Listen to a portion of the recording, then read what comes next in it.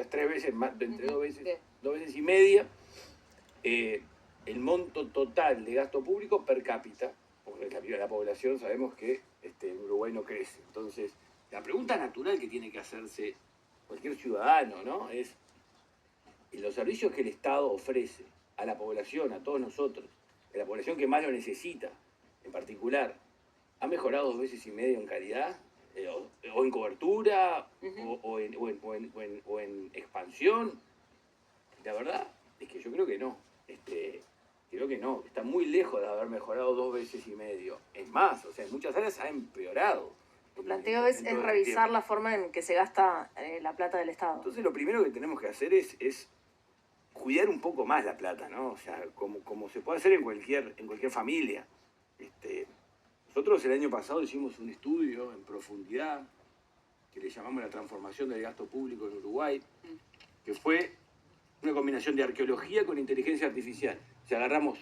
¿Por qué arqueología? Porque es muy difícil encontrar a qué se dedica cada oficina desperdigada en todo el aparato del Estado. Empezando porque una de las críticas justamente es que hay unidades ejecutoras y no una persona responsable que lleva adelante. Viene también en parte por la distribución, la forma que se arma el presupuesto, la forma como se presenta, que es casi imposible de entender por cualquier persona que no esté dedicada a esto durante mucho tiempo. Es imposible. Nosotros tuvimos un equipo meses y meses tratando de descifrar los gastos, a dónde se van, y después pusimos inteligencia artificial para encontrar dónde se repetían los gastos de forma automática. Y ejemplos, hemos puesto varios, el que me gusta siempre hablar del de las pymes. O sea, está decenas de oficinas en el Estado dedicadas a las pymes, y cuando uno habla con las pymes te dicen que no tienen apoyo. Entonces, ese es el ejemplo más claro. Vivienda es otro, primera infancia es otro. Entonces, creo que estamos discutiendo siempre cuánto aumentar en distintas áreas, y el sistema político se siente que cumplió con el programa por el aumento de cuántos millones de dólares fue para cada unidad ejecutora, para cada programa. Ese es el indicador de éxito. El único. Y la sociedad no reclama resultados. Porque acá la realidad es que no hay que... La culpa no la tiene el sistema político, ¿no? Esto no es culpa del chancho, sino el que le rasca el lomo, que es que nadie lo reclama. O sea, nadie está pidiendo en toda la discusión. La verdad que he seguido toda la discusión presupuestal, y las cosas que se han discutido, o sea, son interesantes, son importantes, muchas no tienen nada que ver con un presupuesto, ¿no? Pero están ahí metidas. Es lo de siempre. ¿No? O sea, son 700 artículos, muchos de los cuales insólitos, pero que en qué el resultado, porque en el fondo un presupuesto basado en resultados tiene muchos países.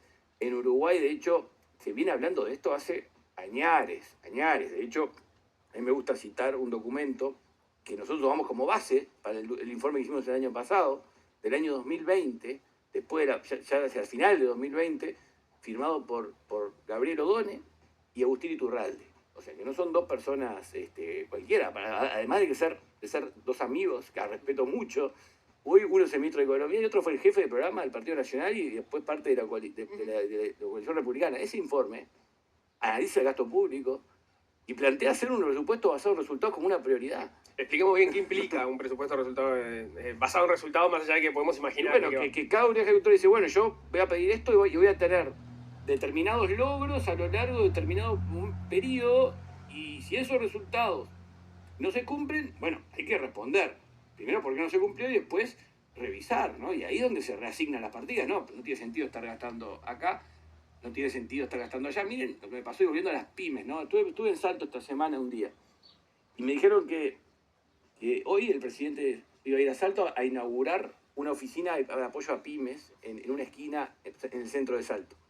Esa misma esquina, hace 3 años había estado el presidente de la calle Pou inaugurando una oficina de apoyo a pymes, con la única gran diferencia que estaban cambiando la fachada y poniendo un nombre nuevo.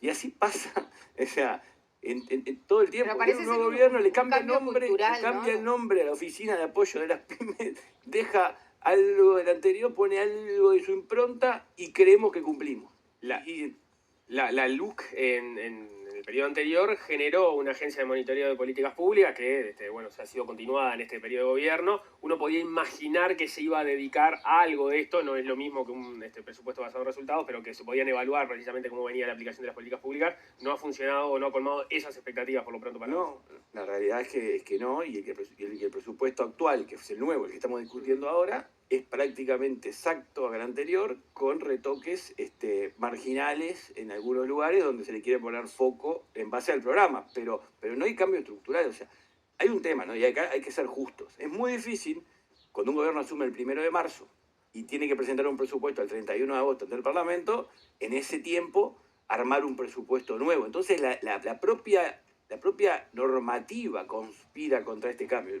Pero bueno, pero un gobierno que va a asumir tiene mucho tiempo antes. Estamos 2 años Lo que pasa es que discutiendo una campaña electoral. Uno esperaría también que el que va a asumir ya tenga preparado de antes lo que piensa hacer y hacer ese cambio y empezar con todo el 1 de marzo.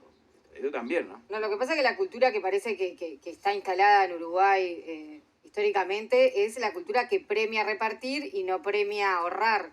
Debería haber un acuerdo político, no sé, más elevado para que exista Pero no es un como tema de ese ahorro, propósito. es un tema de resultados. O sea, es un tema de que acá hay necesidades que se tienen que cumplir. El Estado tiene funciones importantes que hoy no las cumple. Pero le van los recursos y no las cumple. Y lo peor de todo es que no hay excusas. Porque a mí hay algo que realmente me tiene muy preocupado, y yo llevo los días en un calendario, así voy anotando. El 24 de septiembre del año pasado se aprobó una ley en el Parlamento por unanimidad para coordinar todos los recursos de primera infancia. Bueno, y evitar de alguna manera la superposición. Hace más de un año, ¿no? O sea, se discutió durante años. La ley Cristina Lustenberg, por llamarla de Yo alguna estuve manera. reunido varias veces con la hoy ministra de Salud Pública, que hoy tiene otra responsabilidad que obviamente supera a la responsabilidad. Pero yo me pregunto, ¿no hay ninguna otra persona que pueda tomar la posta de Cristina Lustenberg y estar ejecutando, reglamentando esta ley que está abandonada? O sea, se abandonó una ley en el que justamente le pone el foco a lo más importante que se dijo durante toda la campaña electoral por parte de todos los partidos políticos y se sigue diciendo hasta el día de hoy. O sea, que alguien me explique por qué no está ejecutándose en el Ministerio de Economía una oficina que dice la ley que iba a coordinar todas las políticas públicas de primera infancia. Pero que alguien me lo explique, porque la verdad, o sea, es un tema que me tiene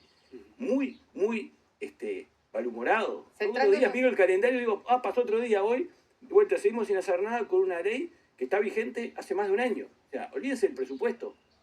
Olvídense, esto es mucho más importante que todo lo que estamos discutiendo y no lo hacemos por desidia, pura desidia. Recién dijiste que Odone, sabés que él comparte la postura de construir un gasto público inteligente basado en resultados. ¿Por qué te parece que se perdió la oportunidad entonces de ajustar esa lógica al presupuesto actual? Bueno, habría que preguntarle a él, ¿no? Porque la verdad que yo lo comparto, leí su libro, me pareció muy bueno, que está publicado, de hecho cualquiera puede acceder, está en la Academia Nacional de Economía, además del libro que después, creo que también se repite ahí, parte de lo que estaba dicho en el libro del 2020. La verdad que no tengo respuesta. Ceres presentó justamente un informe donde evalúa el presupuesto para el próximo quinquenio y lo tituló La realidad, los supuestos y las interrogantes. ¿Cuál sería para vos la realidad más honesta y qué tan cerca estamos de Esto es cumplir muy esa claro, para que proyección? la gente entienda. El presupuesto compromete un gasto que casi que indefectiblemente se va a ejecutar. Es muy difícil dar marcha atrás una vez que se prometió un gasto. Ese 10% de crecimiento del gasto es casi cierto, como una mínimo, certeza. ¿no? Como el piso. Porque después viene una rendición de cuentas que puede aumentarlo. Yo no conozco muchas que hayan reducido el gasto. Entonces tenemos certeza de que va a haber un 10% más de gasto. Lo que no hay certeza, porque es imposible que la haya, es cómo se va a pagar ese gasto, con qué recaudación, con qué recursos. Porque ¿de qué dependen los recursos que van a pagar ese gasto nuevo que se está comprometiendo? Y que es todo importante, porque también tengamos claro eso, ¿no? ¿De qué depende? De los impuestos que se vayan a recaudar. Lo más importante ahí no es lo que estamos discutiendo, estos 3 impuestos, 4 impuestos, eso son migajas, no mueve la aguja, no va a juntar nada de plata, mucho menos aparte de lo que se dice.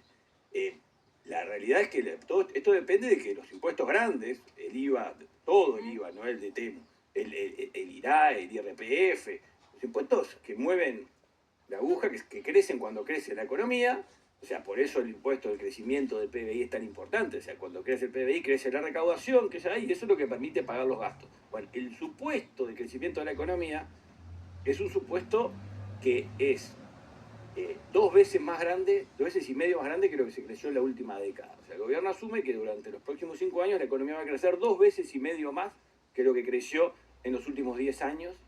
Y no solo eso, sino que en lo que creció el Uruguay en los últimos 40 años, en momentos en que no hay viento a favor ni viento en contra, o sea, en momentos de neutralidad de factores externos, pues es muy importante que tener claro. ¿A qué voy con esto? Que yo no digo que sea imposible que Uruguay vaya a crecer 2,5. Capaz que sí. La realidad es que no depende de nosotros en gran parte, no depende de tener suerte. Si sacamos el 5 de oro, o sea, si por ejemplo las tasas de interés el año que viene en el mundo caen fuerte, que no lo descarto, que los precios internacionales que este año están ayudando, como por ejemplo la carne, pero que también se sume la soja, el arroz que están muy bajos, o sea, si pasan cosas de afuera que no dependen de nosotros, podemos crecer a esas tasas. Pero si no pasan, no vamos a crecer a esas tasas. ¿Lo hablaste con O'Donnell? No vamos a crecer concretamente. O'Donnell lo sabe perfecto. Ya sé, pero te pregunto si esto vos se lo planteaste. Yo lo he presentado públicamente porque yo hablo para la opinión pública, o sea, no hablo en privado. Nuestro objetivo Ceres habla para la opinión pública, no hace lobby privado. ¿Qué pasa si esas proyecciones no se cumplen? ¿Aumenta la deuda, el déficit o el recorte social?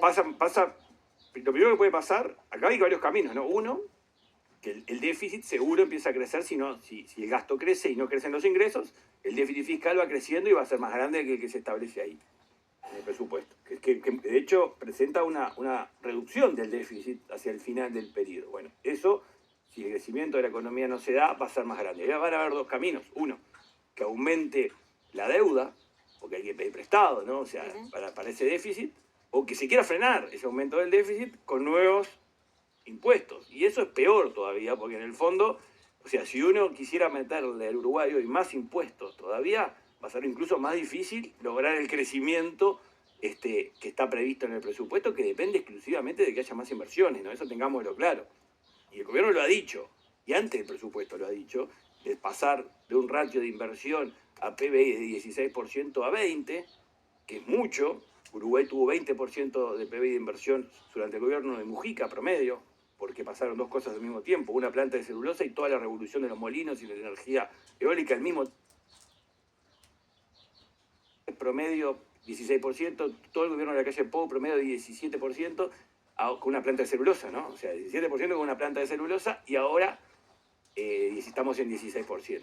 Para que se hagan una idea, y este dato es importante, porque la gente tiene que darle magnitud a estos números feridos. Para pasar de 16 a 20 son 4 Googles, 4 data centers de Google. Me imagino que leíste una nota del País en la que, una entrevista a O'Donnell que dio hace poco tiempo, en la que él decía, entre otras cosas, hablando de inversiones, que la situación de Brasil y Estados Unidos y los aranceles complicaban mucho a Brasil y que por eso se esperaba que desde Brasil vinieran inversiones para acá. ¿Te parece probable, posible?